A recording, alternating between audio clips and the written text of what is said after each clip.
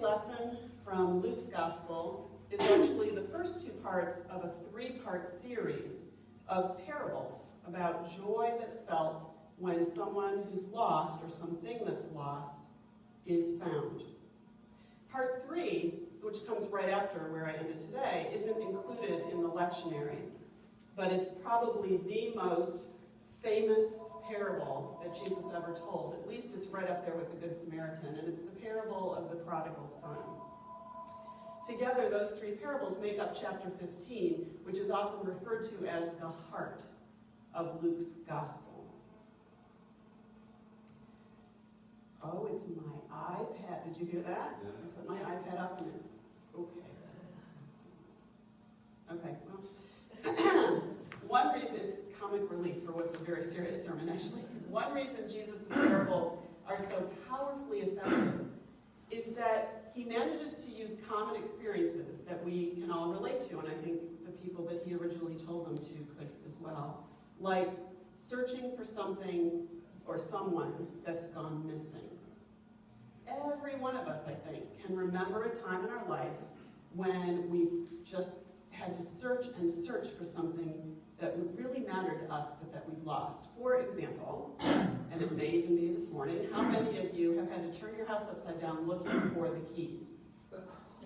All the time, right? And if you have an iPhone, you may have, like I have had, to use the Find My Phone app when you lose your cell phone, which these days is sort of a national disaster for most of us. Though we and I have only known each other for a couple of weeks, many of you have come to discover that I am obsessed with the show Northwood's Law. It is my guilty pleasure. For those of you who don't know, it's a show like Cops, except it's about Maine game wardens, which when I say that, people are like, what? Really? But it's awesome. It's the best show. And episodes will often involve the warden searching for somebody. It's a lot of what they do. And in fact, if you've ever read Kate Braystrup's book, Here If You Need Me, she's the chaplain to the Maine game wardens, and that book begins with her being called out to a search. They search for children who wandered away from campsites. They search for hunters who maybe got separated from their friends and it got dark and they got lost. They search for hikers on the Appalachian Trail, including one that was just in the news in May, Jerry Largay, who they searched for 2 years, and finally her remains were found this past May. In another episode, they were searching for a boy from Waterboro who'd gone missing.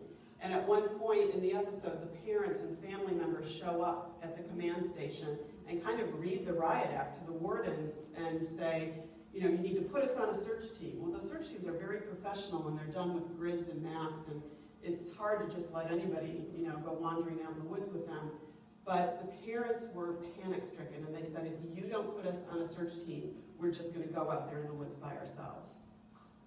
And I think every parent can relate to that kind of panic. Many of us have lost track of a child at a mall or at an amusement park. You know, one minute they're right at your side, and the next minute you look and they have vanished. Your heart races, your blood runs cold, you feel panic, you know, and your eyes are just searching every face in that crowd. You're desperate to find your child, and when you do, the relief and the joy that you're feeling is almost as unbearable as the panic you were feeling 2 seconds ago. So we've all known what it is to lose something or someone dear to us. What it is to search relentlessly for that treasured object or that beloved person until we find them. So we can relate to these parables that Jesus told of the lost sheep and the lost coin. We can begin to imagine what he's trying to teach us in those parables. He's actually trying to get us and the people listening to him at the time to learn something about how great God's love is for every single person, how faithfully God will search for everyone and anyone who's lost, and how overjoyed God is when they come back, when they're found. Now, today's the 15th anniversary of September 11th. It was a horrible day that really changed our world forever. And I was living just outside New York City at that time. Were you guys still there? Yeah, so you were still living there too. My husband, although 4 days earlier he was my husband, 4 days later on 9/11 he wasn't, because on that Friday we were in divorce court and had finalized our divorce, which had been very amicable, and it sort of wandered along for a couple of years before we finally got around to making it final. So he'd been living in Lower Manhattan in Battery Park City for over a year by then, and he worked on the 83rd floor of Tower 1. Yeah. So my daughter, who you haven't met yet, was only 4 at the time, but she spent weekends with him there, and because he literally just lived a stone's throw away, they would often walk over and go up in the elevator and spend time in his office if he had work to catch up on. And when we would come down the FDR on Friday night, she would always point and say, "Daddy's is the one with the big antenna on top," because one had an antenna and one didn't. So for a 4-year-old, that was very helpful. Now, on the morning of Tuesday, so remember, divorce court on Friday, and Tuesday morning rolls around, and I got a voicemail message. I was actually at the daycare dropping Sophie off, got back to my car, and the phone was blinking, and it was from James, and he sounded very confused and said, "There's been this weird airliner accident, and this jet just plowed into our building, and there's jet fuel pouring into my office through the window. And we looked out in the hall, and there's a fire in the hall, and we can't get to the stairs. But we're going to try to get out of here. Just tell the people at daycare." And they didn't have a TV, but for some reason he said, "Keep Sophie away from the TV," because she knew about that antenna. She would have immediately known if she'd saw it on the TV. And that was at 8:48. And when I tried to call him back, you know, all the cell lines were jammed. Everything was a wreck down there. There was no way to get through. And I didn't hear from him till 2 p.m. And, you know, when I think about it, it feels like it was days and days and days, but it's really from 8:48 until 2 p.m. when we found out that he was alive, and in fact all 25 people in the office had gotten out. One guy got really badly hurt, but he's fine now, made a complete recovery. They did have to go through a fire, and they picked the right stairwell. There were 4 stairwells, 3 were blocked with plane debris. They picked the one that wasn't. So they got out. He talks about it much more calmly than I do, because he says once they were in the stairwell, they had no idea what was going on. They didn't know it was a terrorist attack. They didn't know the second tower was hit. People were chatting and talking, because, you know, 83 floors is a long way to go down. And it was all very calm. It wasn't until they got out in the plaza that they realized what a nightmare was unfolding. Now, in the hours and days that followed that morning, when Tower 2 and then Tower 1 came down, and I'm sure you guys remember this, there were handmade posters everywhere. Not just in Manhattan either, even out at the Metro-North stations, and I imagine at the Long Island Railroad stations, with pictures of people and handwritten missing underneath. And there was usually a description of the person. It almost always said which tower they worked on, what floor they worked on, and then gave contact information for the family that was looking for them. So when I got the gospel lesson out for today, knowing it would be read on 9/11, those posters were the first thing I thought of, right? Searching for people who are lost. Now, about 10 days after the attack, James was allowed to move back into his apartment. They froze the zone for a while. So he actually had to move back in with us. And I'm told at a dinner that his friends threw for him, he stood up to make a toast and said, and his dad's a preacher, so he talks religious real well. He said, "You know, I can forgive the terrorists for driving that plane into the building. I can forgive them for nearly killing me. But when they make me move back in with my ex-wife, that's where I draw the line." But he did, and about 10 days later, he was allowed to move back in. And it was an all-male office, forgive me men for sounding sexist, and they didn't get any mental health help for these guys. They were all like, just let's keep the business going. And so he was not in his right head, and he thought it would be really important to have Sophie start coming back to the apartment. You gotta understand, there was dust this thick on everything. There were crushed up ambulances in front of his building. It was a war zone. I'm like, yeah, I don't think that's where a 4-year-old child should be. Both of her playgrounds were where they stored all the first responder equipment that got destroyed. She should not be down there. So, but I knew they needed to be together. So I got myself hired as a weekend chaplain at Ground Zero. Because that way I could be right there with her, but also doing something to be helpful. And thinking back to my work on what we call the pile and the pit, I'm reminded of all sorts of other examples of this lost and found story. People losing things and searching for them. Just like the shepherd looking for the sheep, just like the woman looking for the coin. One example I thought of right away was I spent a lot of time over cups of coffee, and I don't drink coffee, talking to the people who handled the search dogs. There were all these different sites set up, and they had their own site and trailers for the people and the dogs to sleep in, and they just needed someone to talk to about the toll it was taking, not only on them as human beings, but on their dogs, to keep going back down in there hour after hour, day after day. It was horrible for them. And they talked a lot about the dog's paws being cut and the dogs getting hurt. And yet, you know what? They kept at it. They kept searching until everyone who could be found, and there were a lot who couldn't, was. I remember the firefighters who worked grueling long shifts recovering the remains of their fellow first responders. Now, the reason I got myself hired was someone had it in their head, and they said this, the firefighters will talk to women clergy. They won't talk to men clergy. They wouldn't talk to me. They talk to each other. That's who firefighters talk to. They weren't going to talk to me. Which explains why I was hanging out with the dog handlers and the women steelworkers and not with the firefighters. But I do remember them. And we had food lines, and I would often work serving on the food line, and they would come through there. But there was this dirt ramp that went up out of the pit. And any time, day or night, that firefighters or police officers or EMT's body was found, everything stopped on the site.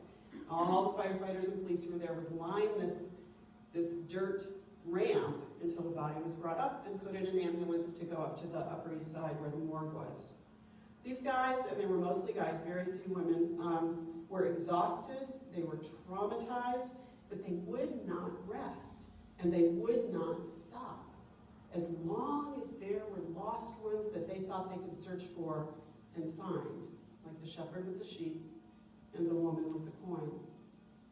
Now, months after the recovery and demolition efforts were over, and I had hung up, it was actually in a closet, I didn't hang it up, my hard hat, which had a cross on it and the word clergy, and it still smells like Groundsy. The smell is something that I still can't get out of my boots either.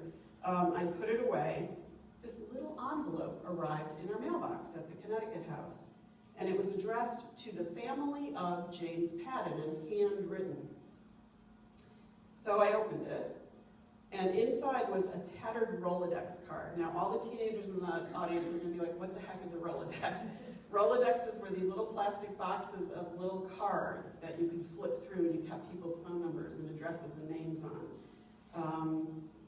It was a precursor to the smartphone in a way. And so there was this tattered Rolodex card with the name on it that I didn't really recognize. I definitely recognized my ex-husband's handwriting because he writes like a drunken toddler. I knew it was his handwriting and a phone number.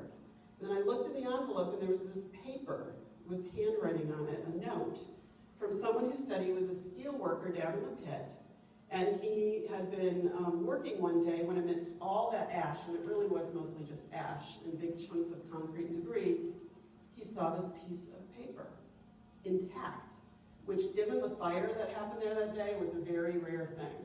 So he stopped what he was doing, he picked up this little piece of paper, and he called the phone number.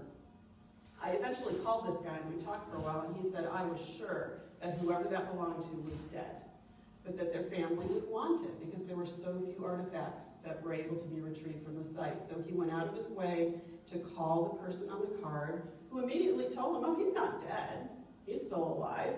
He didn't know we were divorced, so he gave him our home address and said, you can mail it to him there, he's fine. So out of all that destruction and all that death, this tiny slip of paper survived. And that steel worker would seek until he found the family of the person whom he believed was lost. Now, I brought today a paper that my daughter wrote for her senior history class. They had to write about a contemporary historical event that they had a relative involved with. This was a relatively simple assignment for her. And at coffee hour, you can definitely take a look at it, but this is a picture of the Rolodex card and the note from the steelworker, which is now framed at his house. There's other stuff in here that's very interesting to look at as well. And Jesus asked, the gospel says, which one of you does not go after the one that is lost until you find them. On this September 11th, 15 years later, as we hear Luke's gospel read, we remember the stories from the World Trade Center of those who were lost, those who searched for them, and what was found. And we cannot help but pause in awe that as wonderful as those stories all are, as persistent and dedicated and driven as all those Ground Zero volunteers were, God is even more so. That's the point of Jesus' stories. As my favorite Lutheran Seminary president now, he was a professor president, David Luce puts it, Jesus' parables are about a God so crazy in love with God's children that this God will do anything to find them, to find us. In fact, God does, even now putting all at risk to seek us out, lighting a lamp and sweeping, sweeping, sweeping until we are all caught up in God's mercy, grace, and love. I wish I wrote like he does. The parables that we heard today are about the joy to be had on earth and in heaven when it's heard the good news that an extravagant God has risked all to search for each one of us, personally and joyfully. I think in these stories, Jesus is showing us the height and the depth and the breadth of God's love for everyone. God will search us out like a lost sheep or a lost coin. God says, I love you, and I will come and find you when you get lost, and I will not give up. God treasures every child of the family, and when one of us goes missing, God goes into search mode. God's nature is love, and love looks like the one who goes out tirelessly searching. And when God has found us, even if he's found us in the depths of our despair, God speaks to our hearts and says, come back, and gives us the strength to somehow turn around and come back. And God is there ready and waiting to greet us and bring us home. Now, instead of closing this sermon with a prayer like I usually do, I spring things on these guys, and they're so forgiving and wonderful about it. I've asked as a sung prayer, they might sing a verse of this old hymn, and then we'll sing an old hymn after that that has the words, I once was lost, but now I'm found. So think about Jesus and his parables then. But now, I've asked if Dave and Phoebe might sing softly and tenderly Jesus is calling, because that's a song, among other things, about how Jesus searches and searches, and God won't give up until every single one of us is found.